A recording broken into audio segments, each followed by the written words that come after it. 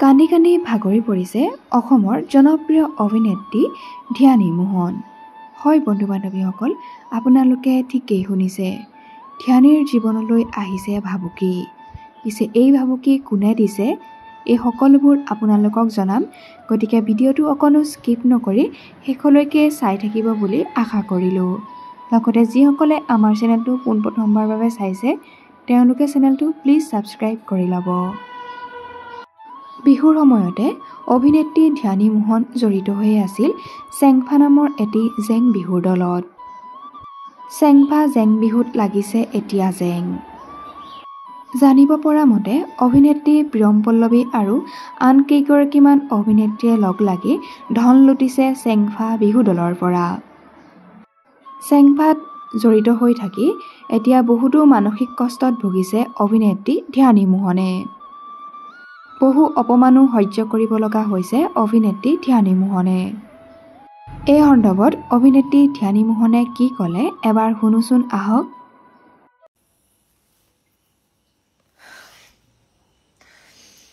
মই 3 দিনৰ পৰা হোৱা নাই, মই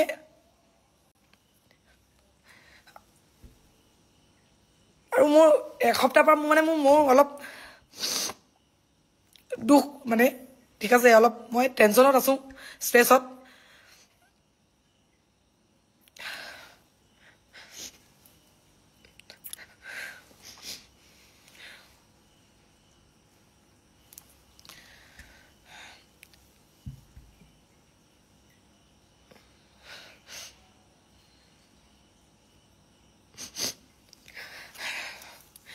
তাৰপিছত মই বাকী বাদ দিয়ক বাৰু, বাকী ভইচ ৰেকৰ্ডিঙো শুনিছোঁ, ঠিক আছে। দম দিয়ে, তোক মাৰিম, এনিশা বোলাজনীয়ে মাৰিম, তই কোন, তই জ্যোতি চিত্ৰ বনলৈ আহ।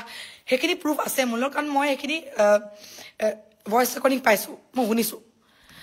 তোক মাৰিম, জ্যোতি চিত্ৰ বনৰ মুখলৈ আহ, তোক চাই ল'ম, মানে তই কোন, নিজক কি বুলি ভাব, মানে তই চিনি নাপাওঁ মই কোন হয়, মানে এনেকুৱা ডাঙৰ শব্দত মই কোন হয়, কোন নহয়, চব আমি মানুহ হয়, আমি কোন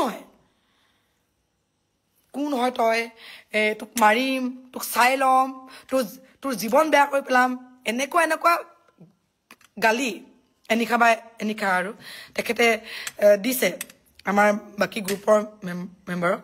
মইতো জানিছিলোঁ তেখেতে অভদ্ৰ হয় বুলি। আৰু যেতিয়া মই আৰু এটা কথা, মই যেতিয়া ষ্টেণ্ড ল'লোঁ, মই যেতিয়া কৈ দিলোঁ, তেতিয়া মানে মোক চবেই মানে টাৰ্গেট কৰিলে, মানে সেই গোটেইখিনি মানে নকওঁ আৰু কিছুমানে আৰু 4-5 গৰাকী মানে মোক টাৰ্গেট কৰিছে যে ধ্যানী অভদ্ৰ। এতিয়া আপুনিয়ে কওক, মই গাঁৱৰ ছোৱালী হয়, মোৰ লগত অভদ্ৰ কৰিলে মই কমেই, আৰু মই মুখে মাতিমেই, কাৰণ মই লোকৰ কথা শুনি থাকিব নোৱাৰোঁ। মোক কিবা এটা ক'লে মৰমত ক'ব পাৰে যে ধ্যানী এনেকে অভদ্ৰামী কৰিবলৈ কাক দিছে অধিকাৰ। আৰু মোক অভদ্ৰ হৈছে, মই অভদ্ৰামী নকৰিম, মই কৰিমেই। মোক যদি বেয়াকৈ কয় মই কমেই, আপুনি কোন বুলি, আমি মেনেজাৰ হৈ থাকক বুলি মই কমেই। তাৰপিছত মোক মানে উলিয়াই দিছে মানে বেয়াকৈ মোৰ বিষয়ে মানে। তো আপুনি কওক, আপোনালোকে কওক, মই সেইটো গ্ৰুপত কেনেকৈ থাকিম? ইমান ষ্ট্ৰেছ, ইমান বেয়া ভাৱ, ইমান বেয়া মানে থিংকিং, ঠিক আছে, কাজিয়া, এইবোৰ মোৰ নিৰ্দিষ্ট এটা মোৰ নিজৰ প্ৰগ্ৰেম আছে, মোৰ নিজৰ অনুষ্ঠান আছে, মোৰ নিজৰ ঘৰ মোৰ আছে, মোৰ লগৰজনী, মোৰ স্কুলৰ ফ্ৰেণ্ড বিয়া, সেইবোৰ এৰি পিনি মই কি মানে কাজিয়া চাই থাকিম নেকি? এইবোৰ নিজৰ মেণ্টেল বেয়া কৰিবলৈ, সেইকাৰণে মই ওলাই আহিলোঁ।